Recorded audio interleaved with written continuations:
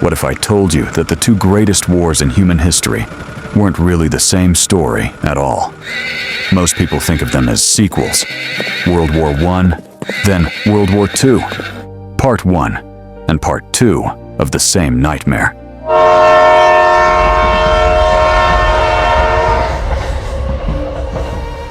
But the truth is stranger. The first war was a catastrophe no one meant to start. The second was a catastrophe someone very much intended to start. One was fought in mud-filled trenches, where men drowned standing up. The other spanned the skies and seas, ending with a weapon that could erase entire cities in an instant. Both claimed millions of lives, but the difference between them is the difference between an old world collapsing and a new world being forced into existence. So, what really separates World War I from World War II?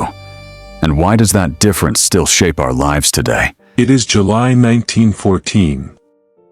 In Paris, Vienna, Berlin, London, and St. Petersburg, great stations breathe like living things. Trains sit heavy on their rails, pistons ticking, breath fogging in the morning air. Platforms are crowded with uniforms that still look like parades. Bright caps, polished buttons, leather straps cut to fit. Mothers clutch handkerchiefs. Sweethearts lean up for a last kiss. Boys, because that's what so many of them are, pretend to be men for the sake of the photographs. A brass band tries for a march, and misses a note. No one notices. The whistles cut through the chatter. Doors slam. Windows fill with faces. Europe waves to itself, confident that it will be home for dinner by Christmas. The trains lurch and the century begins to split. On those platforms, no one can yet imagine the math of mud, the way a mile of Belgian field can swallow a battalion, the way a map of France will be redrawn trench by trench, the way new words, no man's land, barrage, shell shock, will enter every language. The optimism of progress still stands on its tiptoes, believing that steel and science are the servants of order. Europe has not yet learned that in the modern age, the servants can become the masters. It is September 1939. The sound that now announces the age is not a whistle but an engine. A formation of German panzers, low and angular, rolls out of the morning mist toward the Polish border posts. Their commanders speak a new grammar of war: speed, concentration, air-ground coordination, while Stuka sirens write fear directly into the sky. A handful of cavalrymen, gallant and doomed, stare across fields that no horse will command again. Radios crackle where messengers once rode. Roads clog with carts, children, and mattresses tied in bundles. This time, the war does not pretend to be a short excursion. It arrives like a decision already made. 2 wars. 2 generations. 2 catastrophes. But what made them different?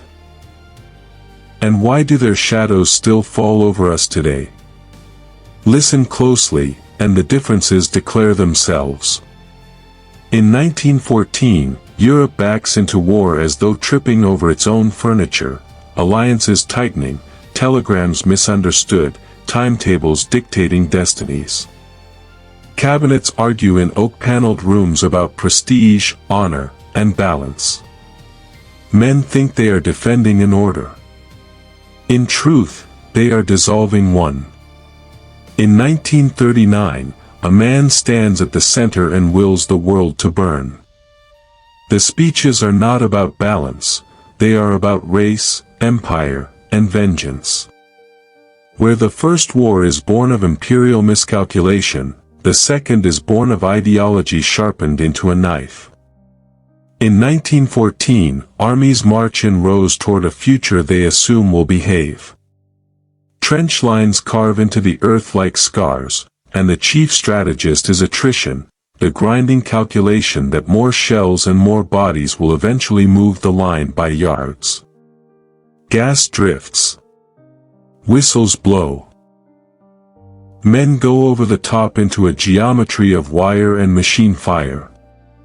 The landscape, mud, chalk, crater, splinter, becomes the enemy.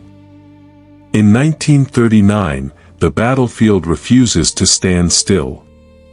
Tanks spearhead through weak points, aircraft turn the map vertical, paratroopers drop behind defenses that once felt safe. War is no longer a siege of opposing ditches, it is motion, encirclement, annihilation.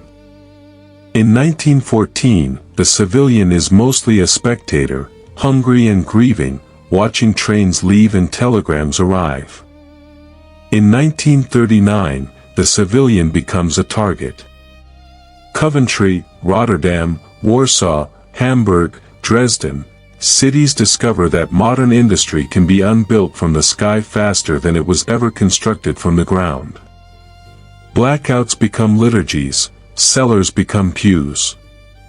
The home front is not a background, it is a front.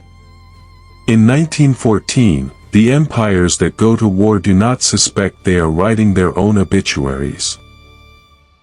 By 1918, the German, Austro-Hungarian, Russian, and Ottoman empires will collapse like old roofs under too much snow. In 1939, a world with fresh fractures fights for the kind of future it will have: fascism's brutal mythology, communism's revolutionary promise, liberal democracy's battered perseverance. By 1945, the map will no longer be a debate among emperors, it will be a standoff between superpowers, and the vocabulary will be nuclear. Look at the faces. A French student in 1914 writes to his mother that the fields around the Marne are very beautiful, the wheat high, the larks singing above the guns. He believes the war is a test of character. A Polish boy in 1939 will remember the sound first, the whine of bombs, the brittle clatter of glass, and then the smell of dust after a wall falls. He will never again confuse courage with safety. Between those two young lives lies the real difference, not only how the wars were fought, but what they meant to the people inside them. Consider the tools. The First War begins with cavalry still in the order of battle, with biplanes stitched of wood and wire, with generals feeling their way through a fog thicker than the chemical clouds they unleash. Its killing is industrial but clumsy, a terrible assembly line whose only product is stalemate. The Second War begins with radios and engines synchronized to doctrine. Carriers project oceans into continents. Codebreakers make silence speak. Science serves strategy with an efficiency so complete that by August 1945, a single device can turn day to midnight at the press of a switch. Listen to the language. In the First War, leaders speak of reparations and mandates, of balance and indemnities, of a league aspirational enough to sound like a prayer. In the Second, the new nouns are genocide, totalitarianism, unconditional surrender, and United Nations. The First War ends empires, the Second War remakes the order that replaces them. The first produces a league too weak to hold the peace it promises, the second produces a rivalry, the Cold War, strong enough to hold the peace by fear. And yet, the two are bound, cause and consequence, wound and scar. The treaty that closes the First War plants the bitterness that opens the Second. The generation silenced in the trenches leaves behind a generation that grows up in ruins, prepared to believe in simpler answers because the complicated ones failed them. The differences matter because their connection misleads us. If we imagine World War II as merely a second chapter, we miss the transformation in the middle, the place where the 20th century changes its mind about what war is for and how far it will go.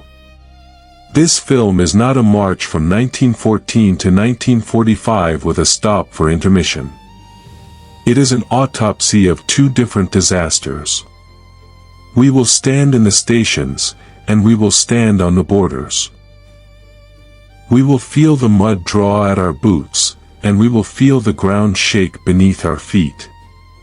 We will hear the speeches that dressed murder as destiny, and we will hear the diaries that stripped it back to fear and hunger. We will compare cause to cause, weapon to weapon, aim to aim, consequence to consequence, because only by seeing the differences clearly can we understand the century they created. Two wars. Two generations. Two catastrophes. The first shattered the old world, the second built the dangerous new one. Their shadows fall over us still, in the maps we teach, in the alliances we maintain, in the sirens that make cities flinch. To tell them as one story is to tell them wrong. The trains are moving. The engines are warm. The borders are opening. The century of fire is about to begin. History's wars do not appear out of silence. They are born in crowded rooms, in half-signed treaties, in the boasts of leaders who cannot see beyond their own time. To understand the real difference between the two world wars, we must first step back, to the worlds that existed before the guns opened fire. 1914, a world of crowns and illusions. Europe in 1914 called itself civilized. Its capitals glittered with electric light and opera houses. Its scientists split atoms in the lab and invented machines that could carry a man faster than any horse had ever run. Railways stitched the continent together, telegrams made news instantaneous. In Paris and Berlin, it felt as though the 20th century promised nothing but progress. But beneath the polished veneer was a fault line of rivalries. Empires stood shoulder to shoulder like armed men in a narrow hallway, each too proud to step aside. Britain ruled the seas, its empire so vast the sun never set upon it.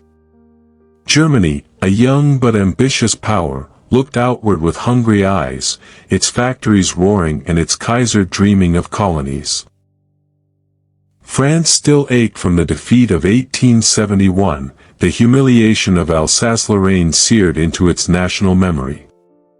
Austria-Hungary was an empire held together by threads, a patchwork of peoples and languages stretched too thin. And Russia, vast and brooding, carried both size and fragility, a giant with feet of clay. The alliances were supposed to keep the peace, a balance of power like weights on a scale. In reality, they were tripwires. One wrong step, one spark, and the whole system could collapse into war. And yet, in 1914, the mood was not fear but confidence. Many believed war, if it came, would be short, almost ceremonial. Young men read about past campaigns like adventures, not warnings. Europe had not yet seen what machine guns, modern artillery, and barbed wire could do when multiplied by millions. They would learn too late. 1939, a world of broken promises. Now look at 1939. The glitter had dimmed. The confidence was gone. Europe stood not in the promise of progress but in the wreckage of betrayal. The First World War had ended with armistice, but the peace had not been peace at all. The Treaty of Versailles, signed in 1919, left Germany stripped of territory, shackled by reparations, and branded with guilt.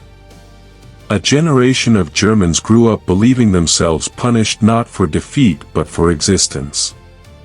In the ruins, a voice like Adolf Hitler's could promise revenge and find eager ears. Beyond Germany, the world had been battered by the Great Depression. Factories closed, breadlines lengthened, governments faltered. Democracy looked fragile, extremism looked strong. Italy turned to Mussolini's fascism, Spain fell into civil war, Japan expanded across Asia with steel and fire. Where 1914 was a world of empires jousting for pride, 1939 was a world of ideologies sharpening knives.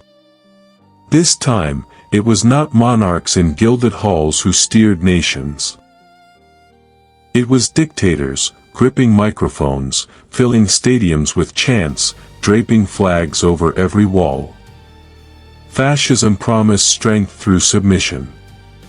Communism promised revolution through equality. Democracy, bloodied and hesitant, seemed the weakest voice in the crowd. And yet, even in 1939, there was hope that another world war could be avoided.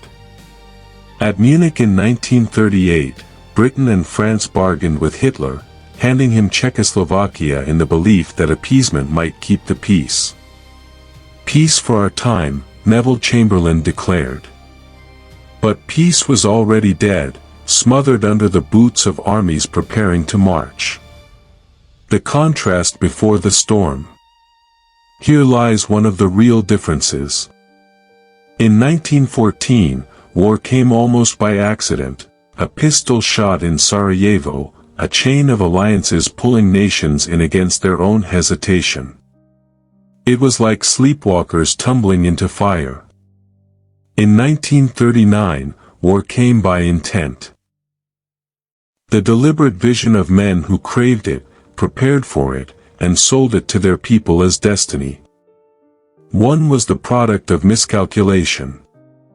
The other, the product of ideology and revenge. In 1914, Europe entered war dreaming it would preserve the old order. In 1939, Europe entered war knowing the old order had already collapsed, and something new, more dangerous, was demanding to be born. The difference is not only in the weapons or the maps. It is in the mood. 1914 was the last war of kings. 1939 was the first war of mass politics. And in that transformation, from empires to ideologies, from pride to vengeance, the seeds of two catastrophes were sown. History is full of sparks, but not every spark sets the world on fire.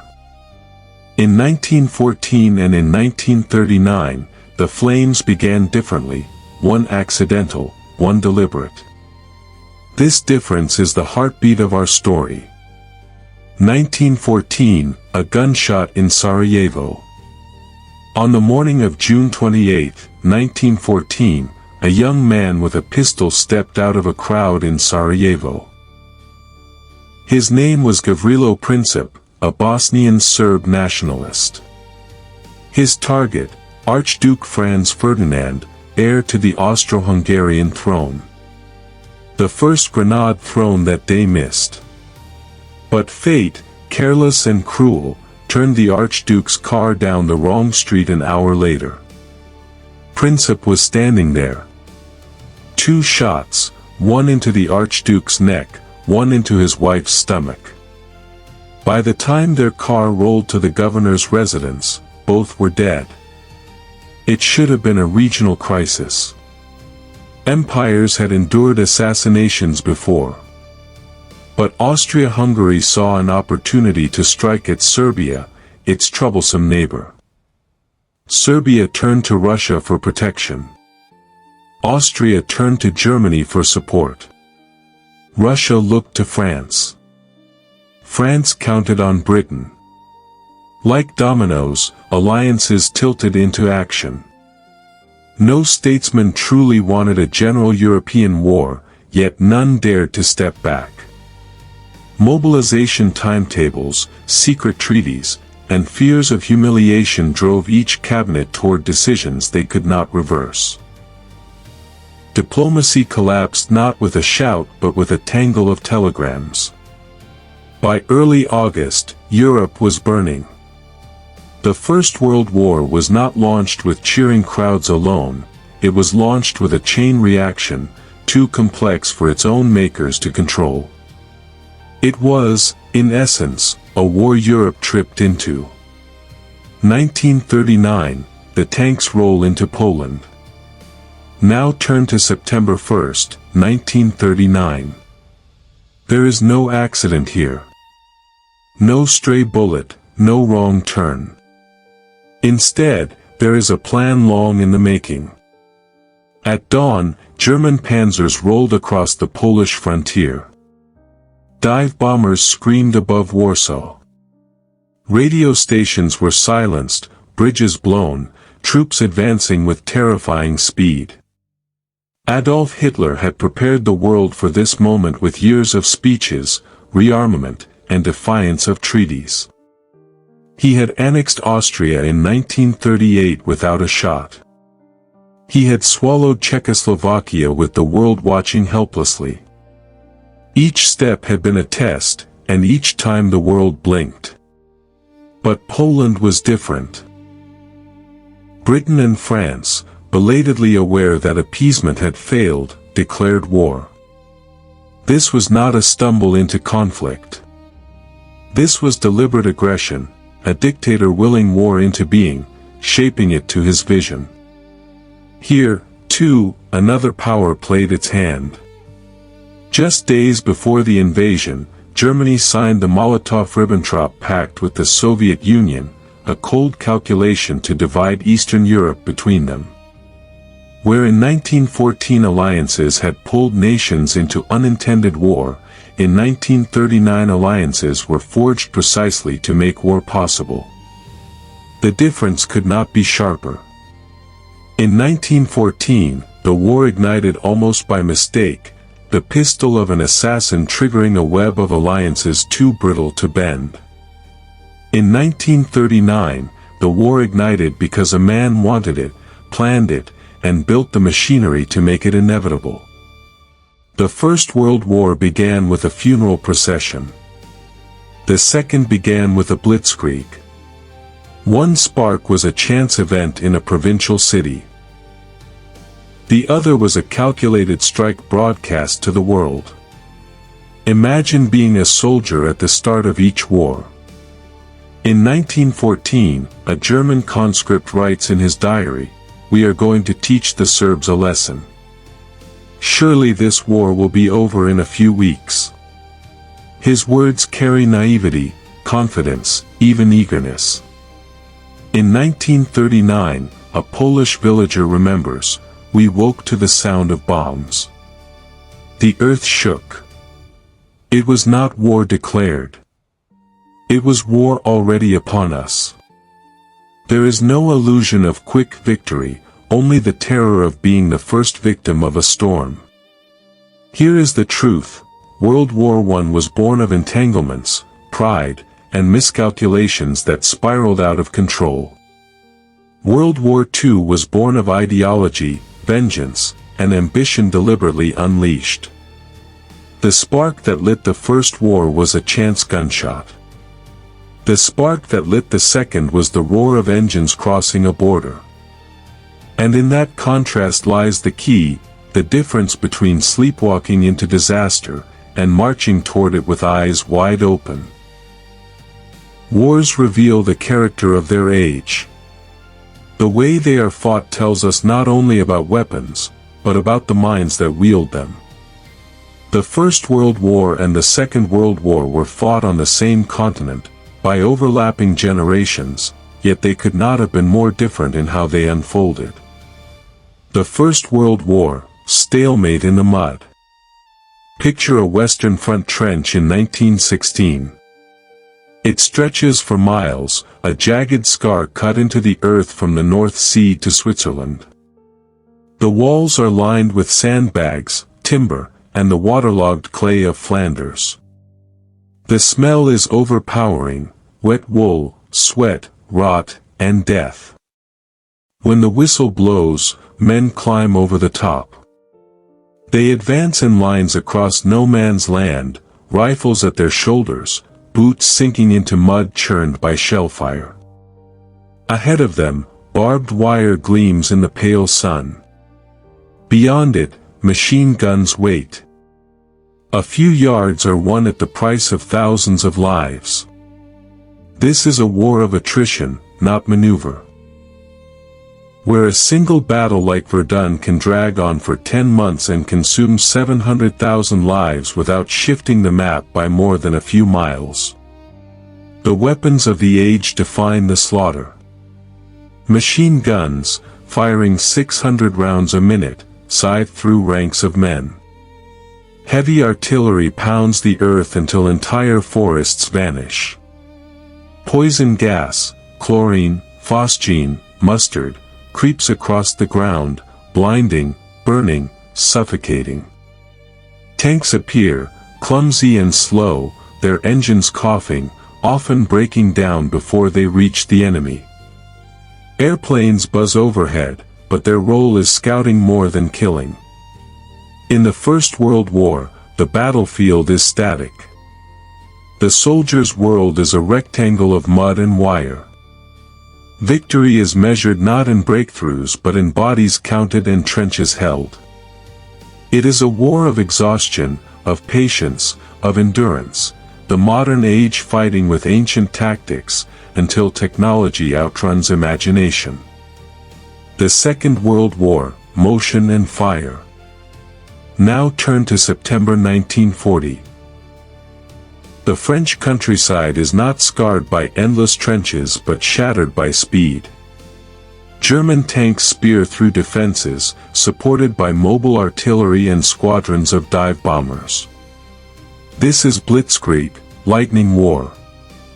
Instead of static attrition, it is mobility, coordination, and shock. Paratroopers drop behind enemy lines to seize bridges. Radios crackle with live orders, giving commanders real-time control that generals of 1914 could never dream of. Armies do not creep forward by yards, they surge forward by hundreds of miles. In weeks, France collapses, something the German army failed to do in 4 bloody years during the First World War. The battlefield of World War II is everywhere. At sea, aircraft carriers replace battleships as the kings of ocean war. The Battle of Midway in 1942 proves that the airplane, not the dreadnought, will decide naval supremacy. In the air, bombers darken skies over London, Dresden, and Tokyo, reducing entire cities to ash. At Stalingrad and Kursk, titanic clashes of tanks and artillery dwarf anything seen in the Great War. And by 1945, the war culminates not with trenches or cavalry, but with the atomic bomb, a weapon that annihilates 2 cities in seconds and announces that war itself has changed forever. Soldiers' voices, 2 worlds apart. Hear the voices of those who lived the difference. From the trenches of the Somme, a British soldier writes, "The mud is the worst thing. It is deep, thick, and always hungry. It takes men, rifles, even horses. We go forward, and it swallows us whole." His war is claustrophobic, suffocating, fought against the earth itself. From the skies over Europe, a German pilot recalls, "When we dived, the sound of the siren alone could break an enemy's will. The battlefield below us scattered like ants. It was power, speed, fire, domination from above. His war is motion, energy, terror delivered from the air." Between the 2 wars lies a technological revolution. 1914 to 1918, cavalry charges still attempt relevance. Soldiers fight with bolt-action rifles and bayonets. Aircraft drop grenades by hand. The tank is a lumbering experiment. 1939 to 1945, cavalry vanishes. Automatic weapons dominate. Planes deliver precision strikes. Tanks become mobile fortresses. Submarines prowl oceans with deadly stealth. Science delivers radar, jet engines, rockets, and finally, the splitting of the atom. It is not only that the weapons changed, it is that the philosophy of war changed.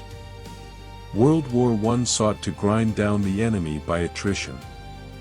World War II sought to destroy the enemy by movement, speed, and annihilation. In World War I, the soldier fought the mud, the machine gun, and the misery of waiting.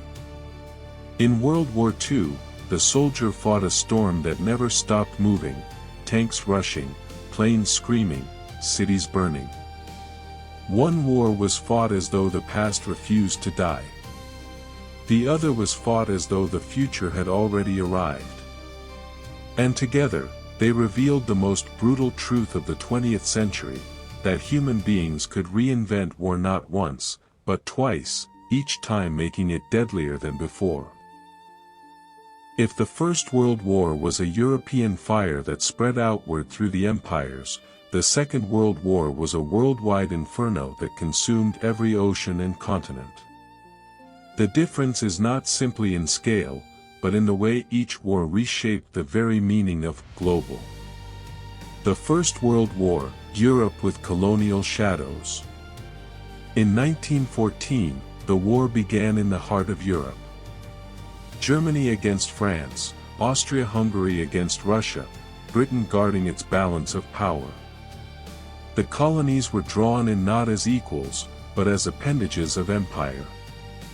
From India, over 1 million soldiers served under the British flag. From West Africa, men carried rifles through the mud of Ypres. From Senegal, the tirailleurs Senegalese fought in the French trenches. Australian and New Zealand troops landed at Gallipoli, fighting in a campaign far from home but central to their young nation's identity. Yet the war remained overwhelmingly European in focus. The Western Front defined the struggle, with the Middle East campaign and African skirmishes seen as secondary theaters. The Pacific saw brief clashes.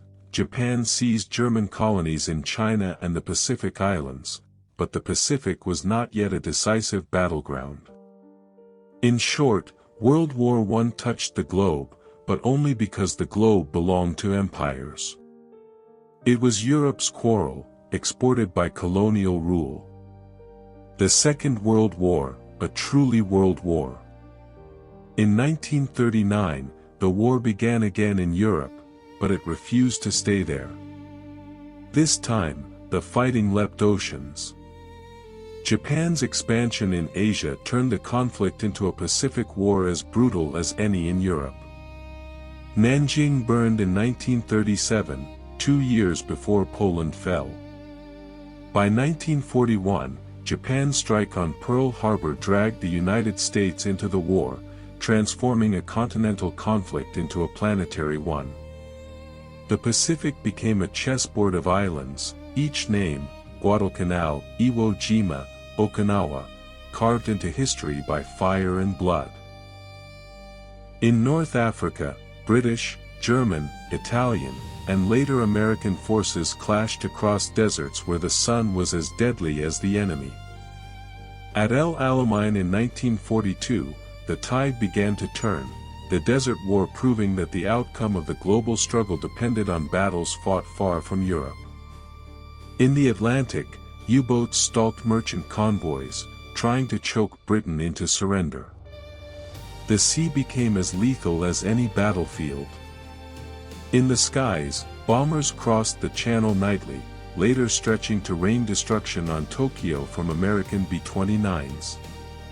By 1945, there was no corner untouched, Europe in ruins, Africa contested, Asia ablaze, the Pacific Oceans aflame, America ascendant, Russia bleeding but unbroken. Unlike the First World War, the Second was not a European quarrel with colonial echoes, it was a truly global war fought in every direction at once. Gallipoli versus Pearl Harbor, symbols of scale. Consider the symbols. In World War I, Gallipoli stands out. A campaign in Turkey that pulled in Australians, New Zealanders, Indians, and French alongside the British. It was bold, costly, and tragic. But it was still Europe's war, fought at Europe's doorstep. In World War II, Pearl Harbor electrified the planet. Overnight, a Pacific skirmish became a planetary struggle. The United States entered the war, and with it, global resources, global industry, and global armies. Suddenly the map was not Europe-centered, it was global. Colonies and empires, different roles. In 1914, colonial soldiers fought because their empires commanded them. Many returned with a sharper awareness of inequality, fueling independence movements later. In 1939, colonies again supplied men and resources, but the war itself destabilized the empire more deeply. Britain and France emerged victorious but exhausted. India's independence movement surged. Africa's demands for self-rule grew. Japan's conquests shook European authority in Asia. In the aftermath of World War II, empire itself would collapse. The First World War was global because empires made it so, men shipped from colonies to fight in a European quarrel. The Second World War was global because the war itself expanded, drawing every power, every ocean, every continent into its orbit. In 1914, a Senegalese soldier might die at Verdun fighting for France. In 1941, a Filipino civilian might watch the Japanese army march through Manila, while across the Pacific an American mother opened a telegram from Pearl Harbor. That is the difference. One war touched the world, the other consumed it. Wars are never only about soldiers and battles. They are also about the ideas that drive nations into the fight, and the messages leaders use to persuade millions to endure sacrifice and death. In this, the difference between World War I and World War II is perhaps the sharpest of all. World War I, a war without a clear story. In 1914, the governments of Europe went to war not with manifestos but with timetables. Germany claimed it was defending its ally Austria-Hungary. Russia claimed it was protecting Slavic Kim. Britain declared war to defend Belgium's neutrality and the balance of power. These justifications, though legally sound, were uninspiring. Ordinary people marched to war not because they fully grasped the politics, but because nationalism and duty still carried weight. For king and country, said British posters. To defend the fatherland, cried the Germans. The French invoked la patrie, the homeland. It was a war of empires, fought largely to preserve a balance of power. The political stakes were real, but abstract. Few believed civilization itself was in peril. When the trenches dragged on, propaganda tried to fill the void, lurid posters of German Huns bayoneting babies, crude caricatures of enemies, patriotic appeals to buy bonds and grow victory gardens. But behind it all, the war lacked a central ideological heart. It was, in essence, a war to prevent others from winning. World War II, a war of ideas. By 1939, politics had transformed. The war was no longer about balance of power. It was about survival against ideologies that sought to reorder the world. For Adolf Hitler and Nazi Germany, the war was a crusade for racial domination. The Nazis framed it as a fight for living space, Lebensraum, and the purity of the Aryan race. Their propaganda machine, led by Joseph Goebbels, portrayed Jews, Slavs, and other groups as enemies to be exterminated. Posters and films depicted the Reich as the defender of civilization, twisting fear into loyalty. For Mussolini's Italy, the war was about restoring Roman glory. For Imperial Japan, it was about creating a Greater East Asia co-prosperity sphere, an empire in Asia that would replace Western colonial powers. On the other side, the Allies increasingly saw the war as a moral battle. Democracy and freedom against tyranny and oppression. Roosevelt's For Freedoms speech in 1941 defined the conflict as one for freedom of speech, freedom of worship, freedom from want, and freedom from fear. Churchill thundered that Britain would never surrender. Stalin framed the German invasion of the Soviet Union as a great patriotic war. Unlike 1914, where propaganda had to invent reasons, in 1939 the reasons were written into the very ideologies of the regimes. The war was not about balance. It was about belief. The posters themselves tell the story of difference. World War I, a British poster shows Lord Kitchener pointing his finger, "Your country needs you." Another shows a German soldier depicted as an ape carrying off a woman, crude but effective in stirring fear. World War II, American posters showed the Statue of Liberty under threat, or urged workers with slogans like, "Loose lips sink ships." Soviet posters depicted heroic workers and soldiers smashing swastikas under hammer and sickle.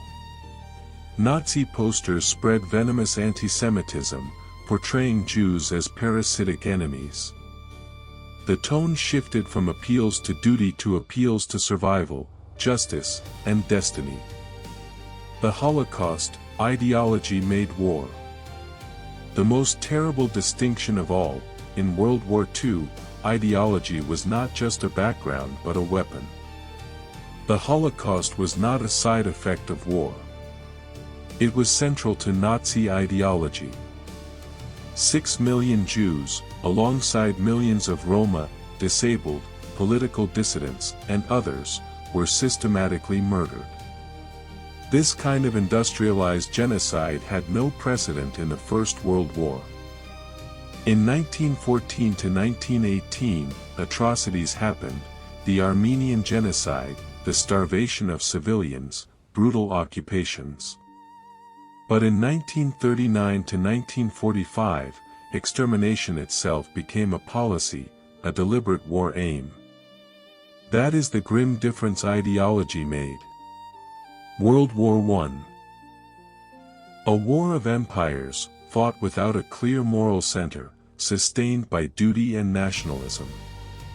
World War II, a war of ideologies, fought as a crusade of democracy versus fascism, freedom versus tyranny, survival versus extermination. In 1914, propaganda was an accessory. In 1939, propaganda was the bloodstream of the war. And this is why we remember the two wars so differently. The first feels like a senseless slaughter, the second, for all its horror, is remembered as a fight with meaning. Wars are not only fought by soldiers. They are fought by entire societies. When men march, their families carry the burden behind them. And here again, World War I and World War II reveal their differences, not just in tactics, but in how deeply they reached into the daily lives of ordinary people. World War I, a war that reached the kitchen.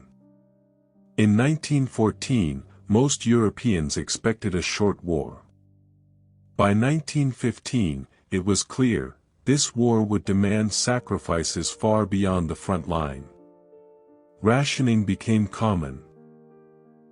In Britain, bread and sugar were tightly controlled. In Germany, shortages were far worse. The British blockade strangled imports, and by the turnip winter of 1916-17, many German families survived on animal fodder. Malnutrition weakened entire populations.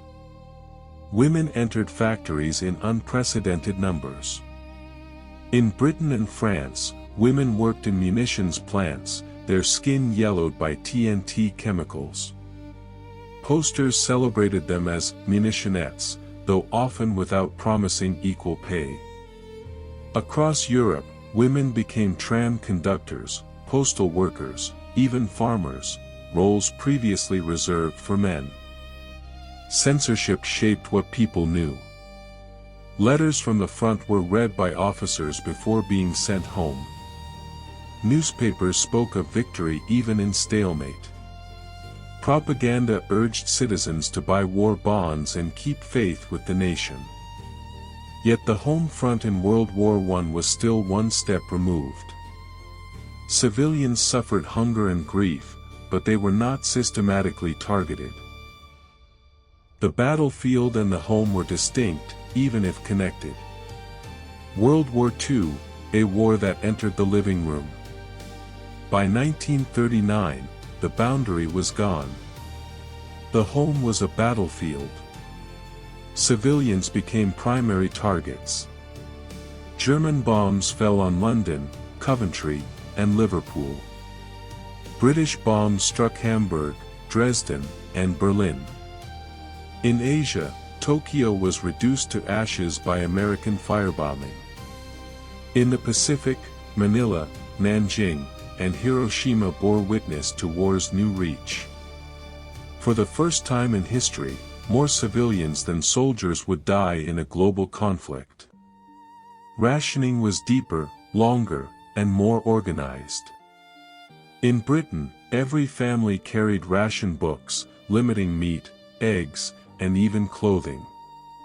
In Germany, shortages mounted as the war dragged on, and black markets flourished. In the Soviet Union, entire cities starved under siege, most famously at Leningrad, where over 1 million perished. Women's roles expanded further. Rosie the Riveter, in the United States, symbolized millions of women building planes, tanks, and ships. In occupied Europe, women joined underground resistance movements, risking torture and execution to sabotage railways and hide fugitives. In the Soviet Union, women flew combat missions, earning the nickname Night Witches. Children, too, carried the weight. In Britain, they were evacuated from cities to the countryside. In Germany, they joined the Hitler Youth, indoctrinated and drilled. In Japan, teenagers trained with bamboo spears as the empire prepared for invasion. The war raised an entire generation in the shadow of fear. The cultural consequences diverged sharply. After World War I, a lost generation emerged. Writers like Eric Maria Remarque and poets like Wilfred Owen described a disillusioned world where faith in progress had collapsed. Young men returned broken in body and spirit, and society struggled to reconcile sacrifice with the war's uncertain outcome. After World War II, the mood was different. Despite devastation, many nations saw renewal. In the West, the post-war period brought the baby boom, a surge of new life, optimism, and reconstruction. The United States emerged richer than ever. Europe, through the Marshall Plan, began rebuilding. Yet in Eastern Europe, under Soviet control, a harsher reality took root: repression, poverty, and a new Cold War order. World War I reached into the kitchen and factory. World War II reached into the cellar, the street, and the sky above. In 1914, civilians supported the war. In 1939, civilians endured the war as direct victims. The First World War created disillusionment. The Second created both trauma and transformation. In 1914, people lived near the war. In 1939, people lived inside it. Every war ends twice, once on the battlefield, and again in the treaties and maps that follow. The outcomes of the First and Second World Wars were as different as the wars themselves. One unresolved, the other definitive yet dangerous. World War I, an ending without resolution. The First World War ended not with decisive victory, but with exhaustion. By November 1918, Germany was starving under blockade, Austria-Hungary was unraveling, Russia was already in revolution, and the Allied armies were finally pushing forward. The guns fell silent on the 11th hour of the 11th day of the 11th month. Across Europe, church bells rang, soldiers wept, and civilians poured into the streets. Yet the silence was deceptive. This was not peace, it was an armistice. At Versailles in 1919, the victors sought to punish Germany. The treaty stripped away colonies, redrew borders, imposed crushing reparations, and, most humiliating of all, forced Germany to accept full blame for the war. The intention was to secure peace. The effect was resentment. For Germans, Versailles was not just a treaty, it was a wound. The phrase, "stab in the back," took hold, convincing many that their army had not been defeated but betrayed by politicians. This narrative poisoned the fragile Weimar Republic and became fuel for extremists like Adolf Hitler. Elsewhere, empires collapsed. The Austro-Hungarian Empire vanished, leaving new nations like Czechoslovakia and Yugoslavia. The Ottoman Empire was carved up, its Arab provinces placed under British and French mandates, sowing tensions that last to this day. Russia, crippled by war, erupted into revolution and civil war, giving birth to the Soviet Union. The League of Nations was created, promising to prevent future wars. But it was a fragile body without teeth, undermined by the absence of the United States.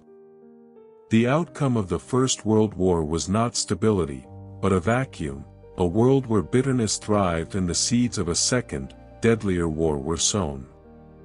World War II, an ending that remade the world. The Second World War ended differently. It ended with total victory and total defeat. In Europe, Hitler's Reich was crushed. Berlin fell to Soviet troops in May 1945, Hitler dead by suicide in his bunker. Germany was not merely defeated, it was occupied, divided, and forced to confront its crimes. In Asia, Japan fought on until August 1945, when 2 atomic bombs fell on Hiroshima and Nagasaki. For the first time in history, a single weapon had the power to obliterate entire cities. Japan surrendered unconditionally. The war was over. The outcomes reshaped the planet.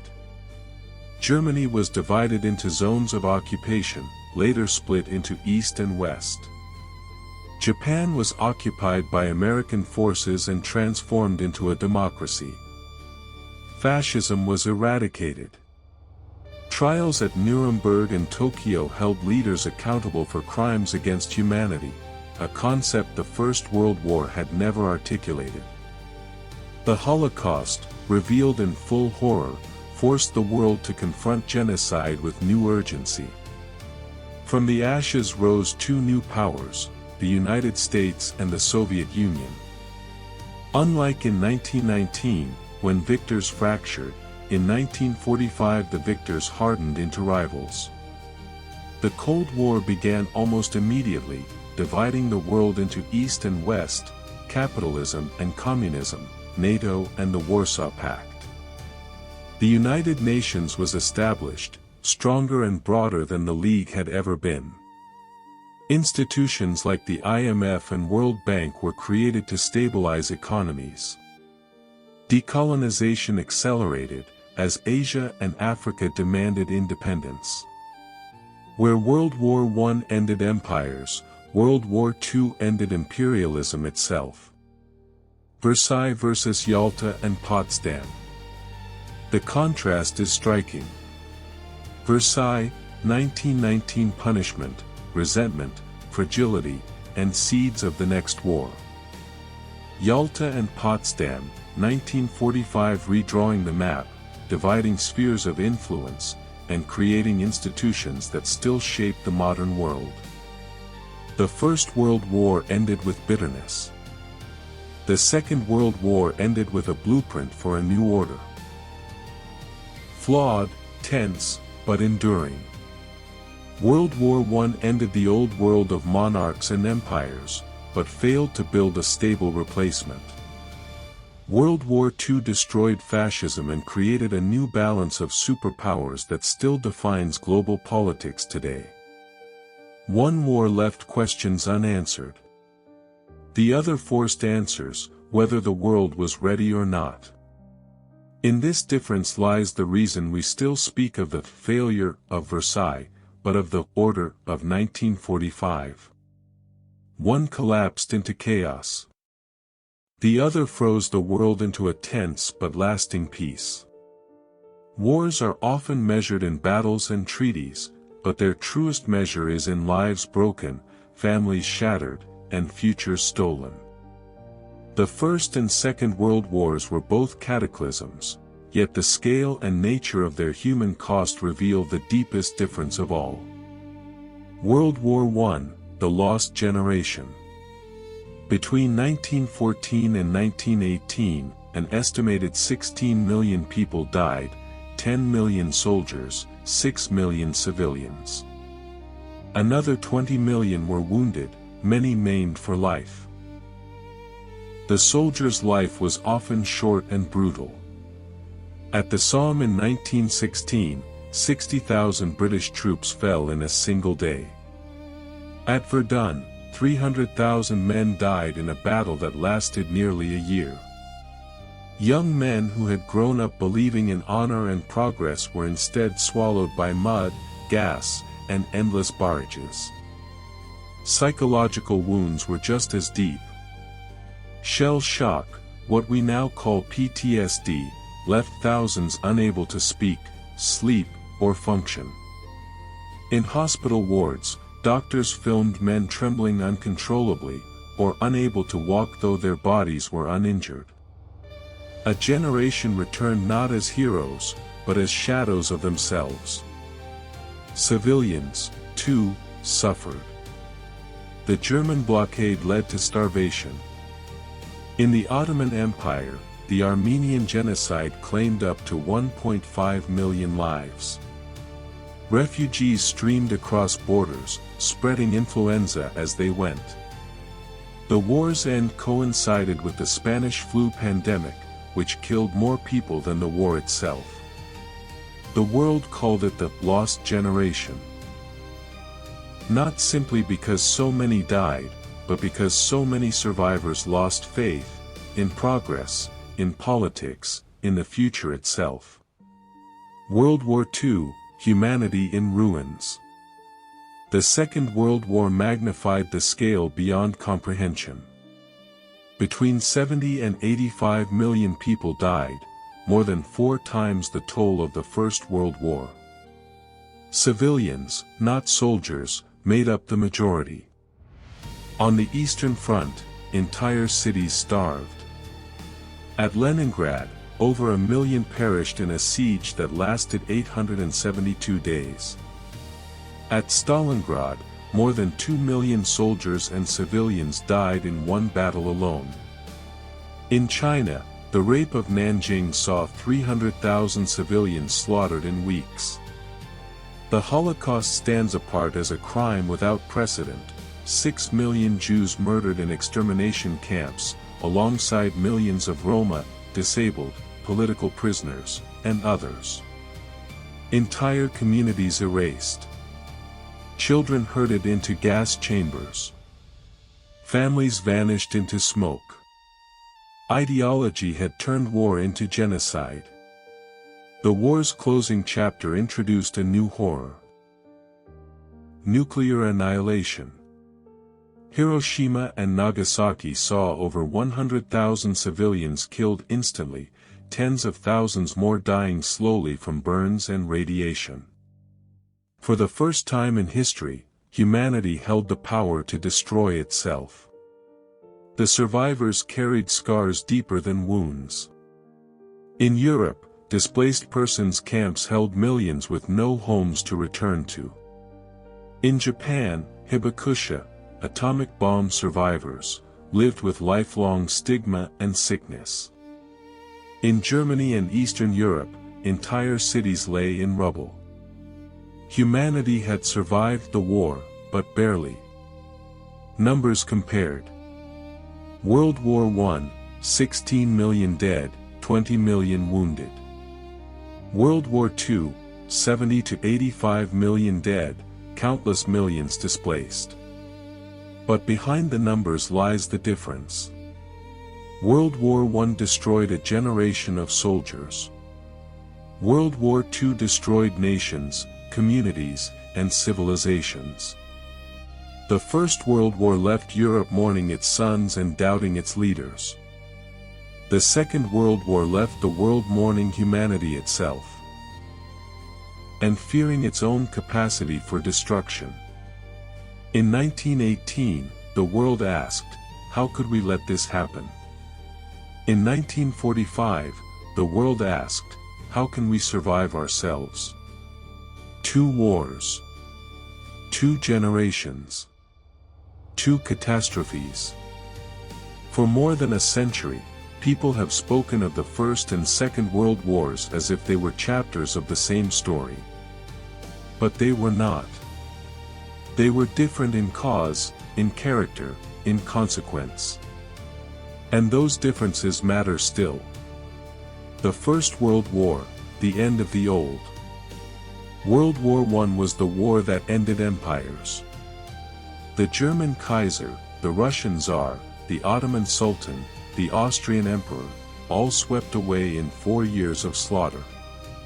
It shattered illusions of progress. It broke faith in reason. It left behind disillusionment, revolution, and resentment. It was a war Europe stumbled into, and one it could not explain once it had begun. The propaganda spoke of honor and duty, but the survivors knew only mud, blood, and betrayal. Its legacy was fragility. A peace without conviction, a league without power, a generation without hope. The Second World War, the birth of the new. World War II was different. It was the war that remade the world order. It was fought not by kings but by ideologies. It pitted fascism against democracy, dictatorship against freedom, genocide against survival. It ended not with uncertainty, but with clarity. Fascism crushed, new institutions created, the world divided into Cold War camps that still shape international politics today.